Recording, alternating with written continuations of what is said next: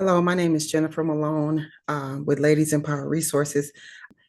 A lot of us start nonprofit organizations due to circumstances. I was homeless, so now I want to help people who were homeless. I was a victim of DV, so now I want to help people who have experienced DV. We have these circumstances that happen in our lives that we've overcome.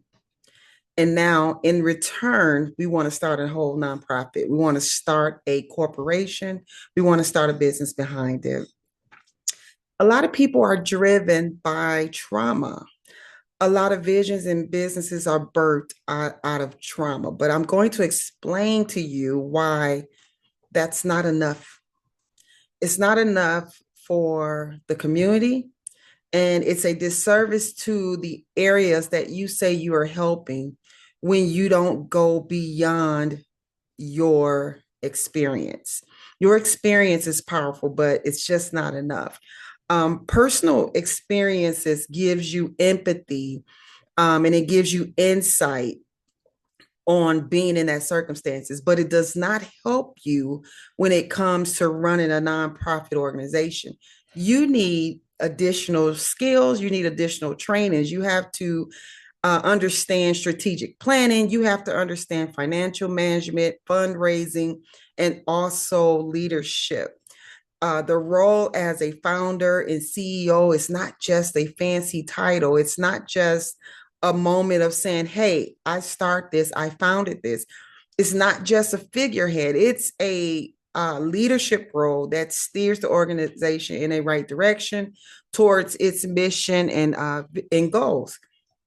And so when you say, I want to be the CEO, the founder of a nonprofit organization, for me as a business consultant, I am assuming you are learning the skills of leadership. You are taking grant writing classes. You are understanding the rules and regulations. You are understanding the nonprofit laws and regulations.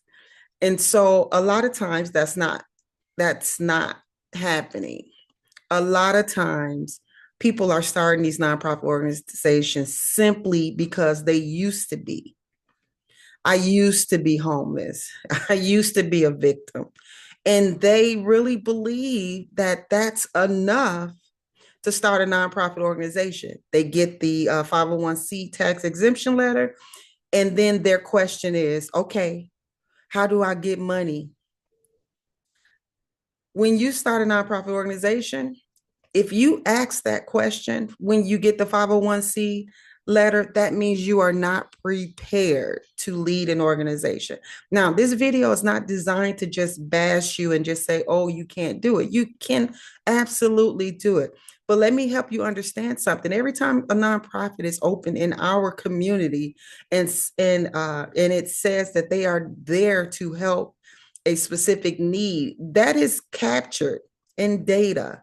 Okay, that's captured nationally, and they're saying a nonprofit is open in our community, and it says that they are there to help a specific need. They oh, we don't need a homeless shelter there because there's 4 organizations that say that they provide shelters for women or they provide shelters for families. And then you take up the space of real organizations that should be there, people who have the proper training, people who have the ability to actually run a corporation. I tell people all the time, just because you've been through something, right? Just because you've had these circumstances in your life does not mean you should start a business. How about write a book? You can tell your story in a book and become a bestseller and sell it. You can stand on stages and share your story, bring awareness without starting a whole corporation. But I know, dealing with people want to lead. Everybody wants to be in charge. And we have a lot of ineffective people who want to lead, don't have the ability to lead. Anytime you are asking, how do I look up a grant for my organization? It lets me know that you have not done the proper research for your organization to even know that there are grants out there. It lets me know that you don't want to sign up and take classes that can help you learn how to write grants. I'm going to show resources that you can sign up for that are free. They're free for nonprofit organizations. There's a website that supplies so much information to help you. You have to invest in education, right? You also have to build a team. You should not be running a nonprofit organization solo. It's impossible and it does not work that way. And you also have to understand your target market. Just because you went through something, just because you went through a circumstances and survived does not qualify you to start a whole organization or a corporation, to lead or teach other people. That does not qualify you. A lot of us are stepping into these roles, especially the DV roles, because you are a survivor. Think about it. You are a survivor. You've been in these situations for over 20 years and you finally got out and now you want to help other women. While you may understand the circumstances and understand that what it looks like and what it feels like and the empathy side of it, you do not have the business side of it. You do not have the correct credentials. You do not have the mental health capacity to manage other people who do that. And I hope this doesn't scare you or push you away from your dream.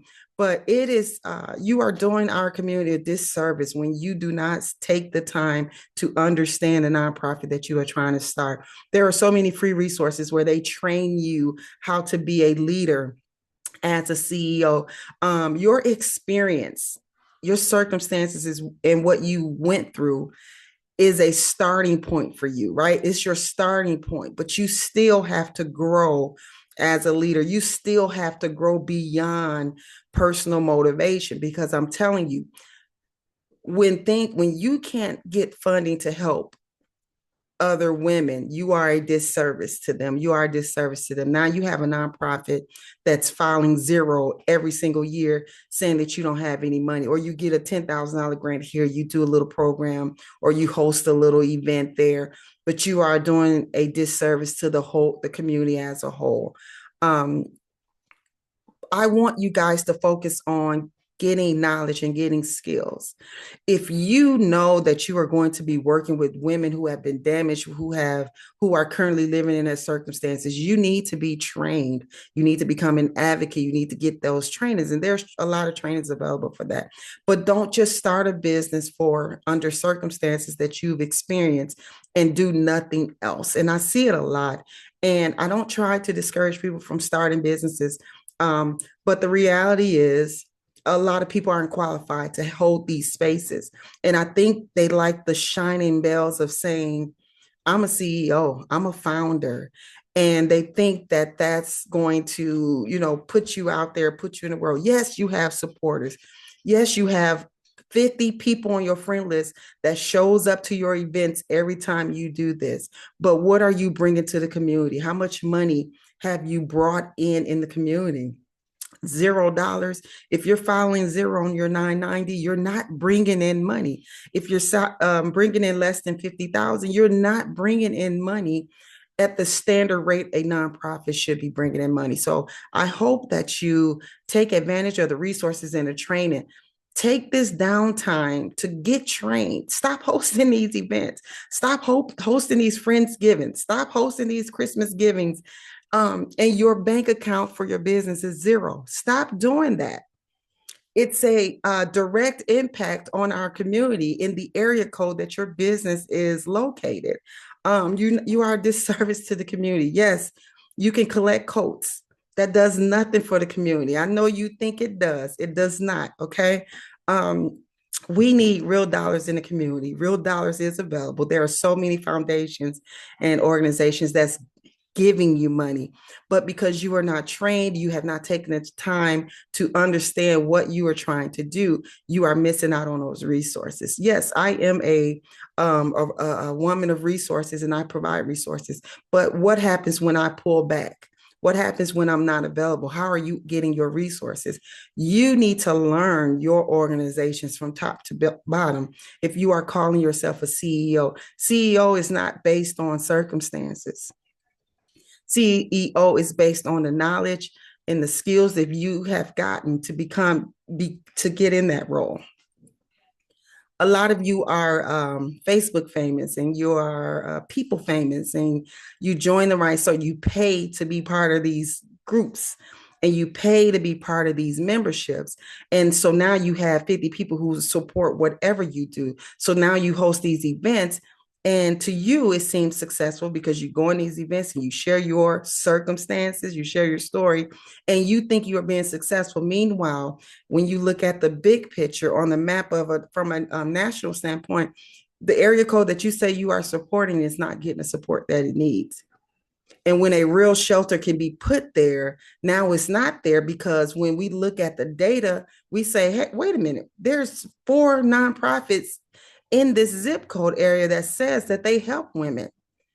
So let's put money towards that area, and then maybe they'll get the money through grants and they'll help it. But a lot of times we don't have the ability to look up grants. We don't even know what it is. We don't even know what the meaning of the word grant means. So we don't apply for anything. We're not registering our nonprofit. We don't have the business sense to start a business, but we got friends and we have people who will push us and never, never, ever tell us the truth. Okay. I hope that this video can help you and prepare you. For those of you who are part of Ladies in Power Resources, we are a free resource group. I don't charge people to be part of groups, not because I can't, but I truly want people to really understand what they are trying to do. A lot of times we charge and people are paying, but they have no knowledge how to do nothing. And it's hurting our community. If you are going to start a homeless shelter because you used to be homeless, remember, you are now creating a nonprofit organization that's circumstance driven. It's driven by your personal experience. It's coming from a space of I've been there, so I know what it's like, as opposed to being a space where you look at strategic building. And because you don't do that, you are going to struggle every year. I say this all the time. You are going to struggle. Some of you all are in your 10th year and you are struggling. You've never had access to money over $500,000. You are struggling. And it's because you are operating through circumstances and not using strategic thinking to build a nonprofit the way it's supposed to be. I hope that helps. As always, if you have any questions, please reach out to me. Of course, I'm not available, but I want to make sure you guys understand that as we go into the new year, take the time to take a break from your nonprofit organization and build.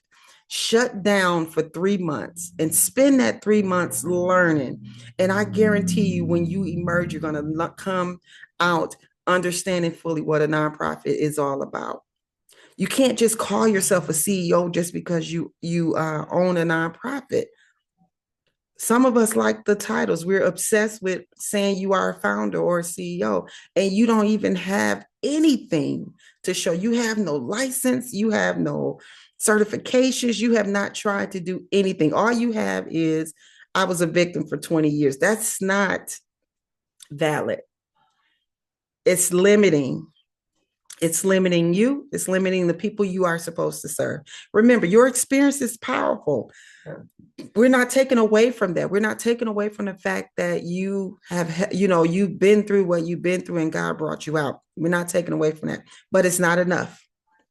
Your story is compelling, but it is not an excuse not to be trained, not to have the knowledge and systems in place to create a sustainable and impactful business. It's not, you just can't, it's not enough.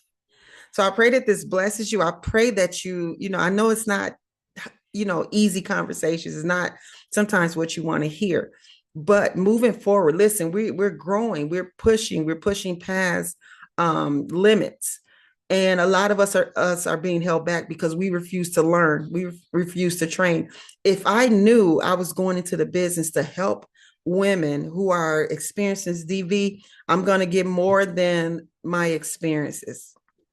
I'm going to do more than read books. I'm going to be certified. I'm going to go and get advocacy training. I'm going to find out what can I do to truly be beneficial to helping these women?